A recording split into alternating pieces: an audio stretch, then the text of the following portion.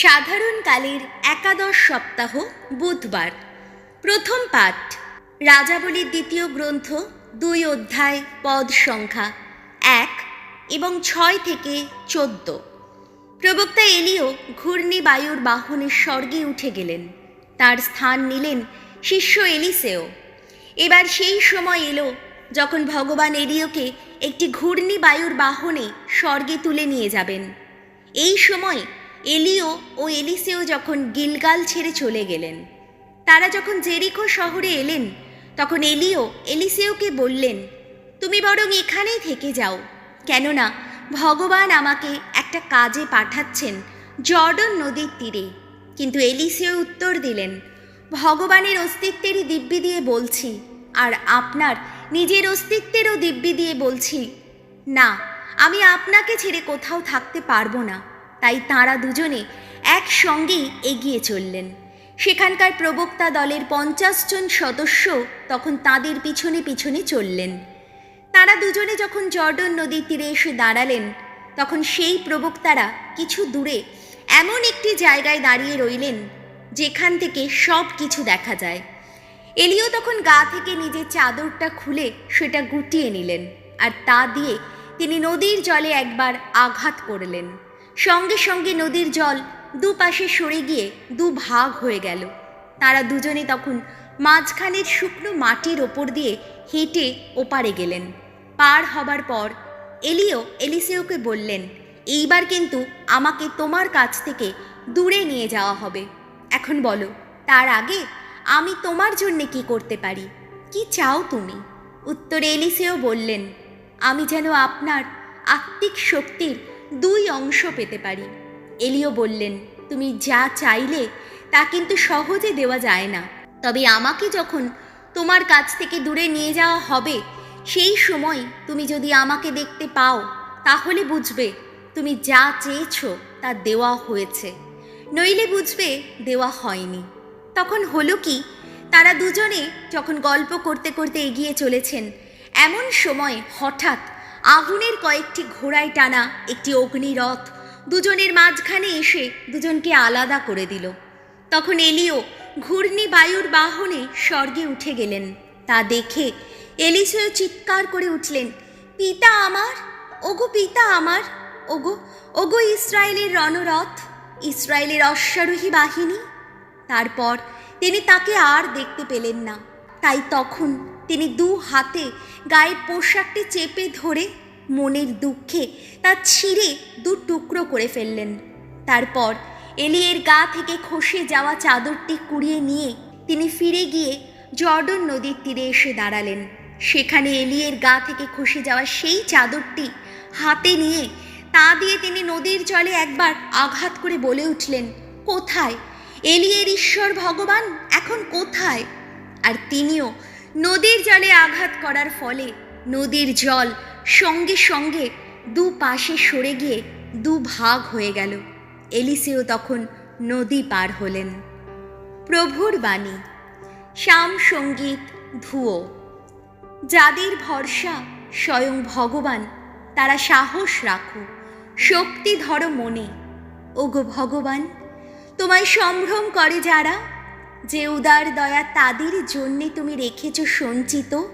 তোমার স্মরণ নেয় যারা, তাদের প্রতি সেই যে উদার দয়া সবার সামনে মূর্ত করো তুমি। আহা, কি অসীম তোমার সে দয়া। ধুয়ো।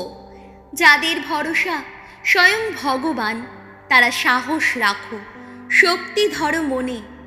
মানুষের যত চক্রান্ত থেকে তুমি তো আড়াল করে রাখো তাদের, তোমার সান্নিধ্যেই রাখো গোপন আশ্রয়ে। কটু বাক্যের আঘাত থেকে তুমি তো তাদের নিত্য রাখো নিরাপদে, রাখো ওগো তোমারই আবাসে। ধুয়ো। যাদের ভরসা স্বয়ং ভগবান, তারা সাহস রাখো, শক্তি ধরো মনে। ভগবানের ভক্তজন যারা, ভগবানকে ভালোবেসো তোমরা সবাই। বিশ্বস্ত মানুষ যারা, তাদের তিনি তো সদা রক্ষাই করেন, দর্পিতকে তিনি কিন্তু পূর্ণ শাস্তি দেন। ধুয়ো। যাদের ভরসা স্বয়ং ভগবান, তারা সাহস রাখো, শক্তি রাখো মনে। বাণী বন্দনা। জয় জয় প্রভুর জয়, জয় জয় প্রভুর জয়, জয় জয় প্রভুর জয়। কেউ যদি ভালোবাসে আমায়, তাহলে সে মেনে চলবে আমার আদেশ। তাই আমার পিতাও তাকে ভালোবাসবেন এবং আমরা তার কাছে এসে থাকব তখন।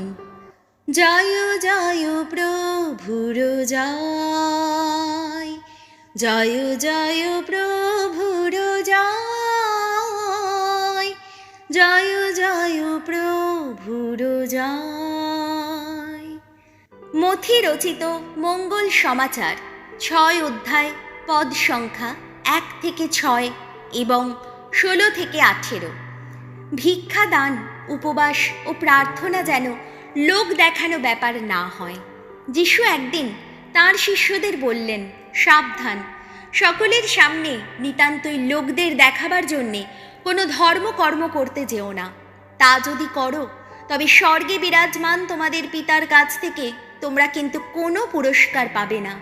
তাই যখন তুমি কাউকে ভিক্ষা দাও, তখন তুড়ি বাজিয়ে তা ঘোষণা করতে যেও না। ভণ্ড লোকেরাই তো মানুষের প্রশংসা কুড়োতে যত সমাজ গৃহে ও পথে ঘাটে সেইভাবে ভিক্ষা দিয়ে থাকে। আমি তোমাদের সত্যি বলছি, তাদের পুরস্কার তারা পেয়েই গেছে। যখন তুমি কাউকে ভিক্ষা দাও, দেখো তোমার ডান হাত যে কি করছে, তোমার বাঁ হাত যেন তা জানতে না পারে। তোমার এই ভিক্ষা দান বরং গোপনই থাকুক, তাহলে তোমার পিতা, যিনি গোপন সব কিছু দেখতে পান, তিনি তোমাকে পুরস্কৃত করবেন। তেমনি তোমরা যখন প্রার্থনা করো, তখন ভণ্ডদের মতো তা করো না।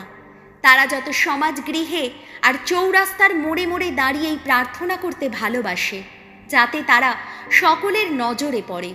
আমি তোমাদের সত্যিই বলছি, তাদের পুরস্কার তারা পেয়েই গেছে।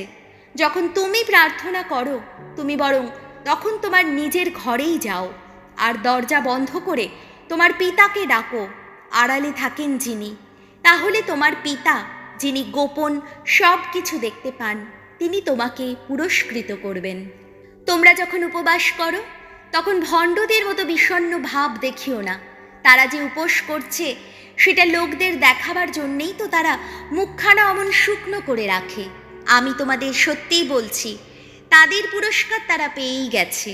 যখন তুমি উপোস করো, তুমি বরং তখন মাথায় তেল মেখো, চোখ মুখ ধুও, যাতে তুমি যে উপোস করছো মানুষ যেন তা জানতে না পারে। যেন জানতে পারেন শুধু তোমার পিতা, আড়ালে থাকেন যিনি। তাহলে তোমার পিতা, যিনি গোপন সব কিছু দেখতে পান, তিনি তোমাকে পুরস্কৃত করবেন। প্রভু যিশুর মঙ্গল সমাচার।